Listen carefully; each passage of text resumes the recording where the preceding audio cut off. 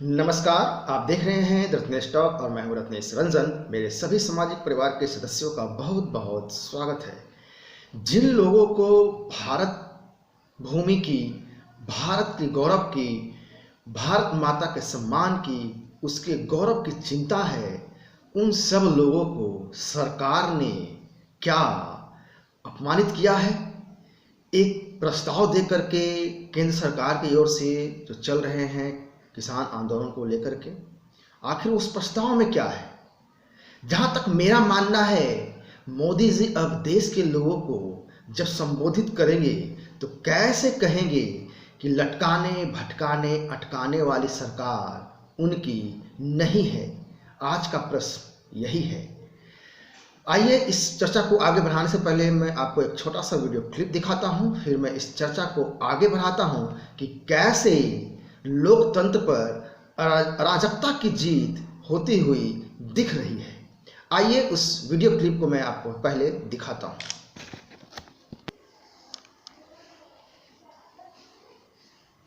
प्रस्ताव के मुताबिक सरकार कृषि कानूनों को 1 से 1.5 साल तक स्थगित करने के लिए तैयार है। किसानों का भरोसा बना रहे, इसलिए वो सुप्रीम कोर्ट में इस मामले पर शपथ पत्र देने को भी तैयार है।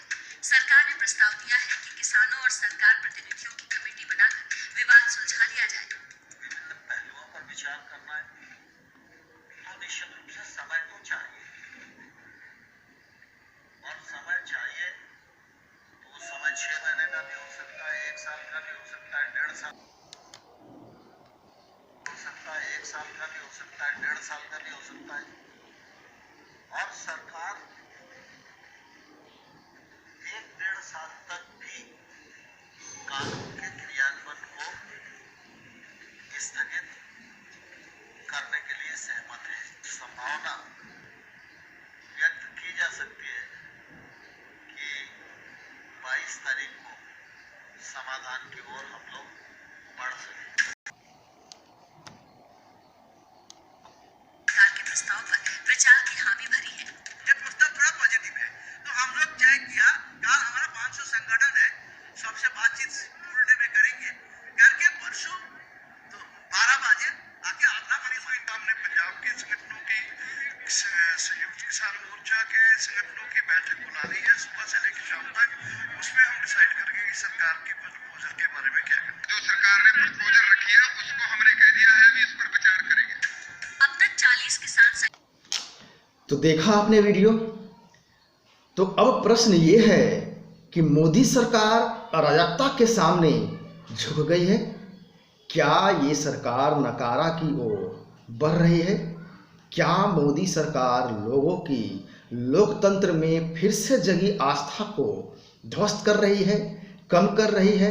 क्या नरेंद्र मोदी की सरकार किसानों का जो देश भर में भरोसा उन पर जगा था और सुप्रीम कोर्ट ने 4 लोगों की कमेटी बनाई थी, क्या अराजकता के सामने मोदी सरकार और सर्वोच्च न्यायालय सुप्रीम कोर्ट जो है नतमस्तक होते हुए दिख रही है? ध्यान देने वाली बात यह है कि सुप्रीम कोर्ट ने 3 महीने 10 दिन का समय दिया था कमेटी को, जो कि सुप्रीम कोर्ट की तरफ से बनाई गई थी, और कमेटी को 3 महीने 10 दिन के अंदर रिपोर्ट सौंपनी थी।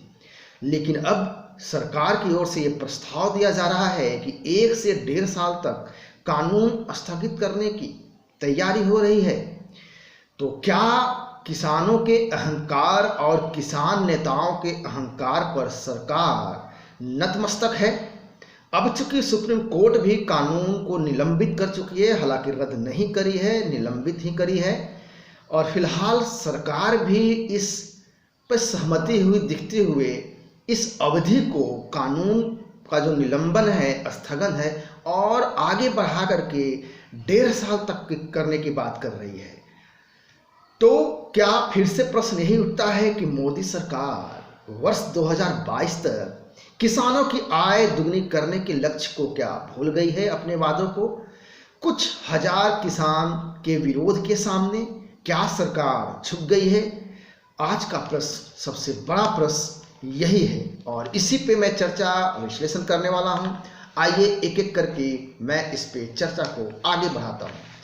चूंकि मोदी सरकार जनता के हितों के लिए कड़े से कड़े फैसला लेती है, ऐसा हम लोगों ने अक्सर देखा है। लेकिन इस बार कृषि कानून को लेकर नरम क्यों पड़ती हुई दिख रही है? इससे क्या समझा जाए? इसको किस रूप में लिया जाए? क्या ये अराजकता के सामने आत्मसमर्पण नहीं है? मैं अपने देखने वालों से भी यही प्रश्न करना चाहूँगा, क्या आपको नहीं लगता कि यह अराजकता के सामने जो धरना प्रदर्शन के बहाने जो बंधक बनाए हुए हैं शहर को, हाईवे को, क्या यह आत्मसमर्पण नहीं है सरकार का? जैसा कि हम सभी जानते हैं, मोदी सरकार देश हित में ही फैसला लिया करती है, चाहे उस फैसले से राजनीतिक परिणाम कुछ ही क्यों न हो। यदि देश हित में है तो वो हमेशा लागू ही करती आई है, चाहे वो 370 हो, CAA हो, ट्रिपल तलाक हो, इन सारे मुद्दों को आप देखें। इन्हीं कार्यशैली, कार्य पद्धति के नाम पर दूसरी बार जनता ने पूर्ण बहुमत से सरकार में इनको बैठाया था। लेकिन अब ये सवाल उठेगा कि इतने महत्वपूर्ण कानून जो कृषि सुधार के लिए है, इसमें सरकार वापस लेती हुई दिख रही है कानून को, या फिर हो सकता है कहीं रद्द न कर दें अगले। तो क्या ये भी प्रश्न उठता है, जैसा कि कमेटी के मेंबर भी एक हैं अनिल जी, उन्होंने कहा कि यदि ये रिपील होता है, कानून वापस होता है, तो अगले 50 वर्ष तक कोई भी सरकार ऐसा कृषि कानून लाने के बारे में सोचेगी नहीं। तो कुल मिलाकर के ये 1 से 1.5 साल तक का जो स्थगित करने का प्रस्ताव है, उन लाखों करोड़ों किसानों की भावनाओं का अपमान है जो इस कानून के पक्ष में है। निश्चित तौर पर मोदी सरकार कई फ्रंट पर जिस तरह से काम करती आई है, काम करती हुई दिखती है, हम सभी को भरोसा है और सभी को भरोसा होना भी चाहिए, और हमें भी भरोसा है, मुझे भी भरोसा है कि सरकार बिल को वापस नहीं लेगी।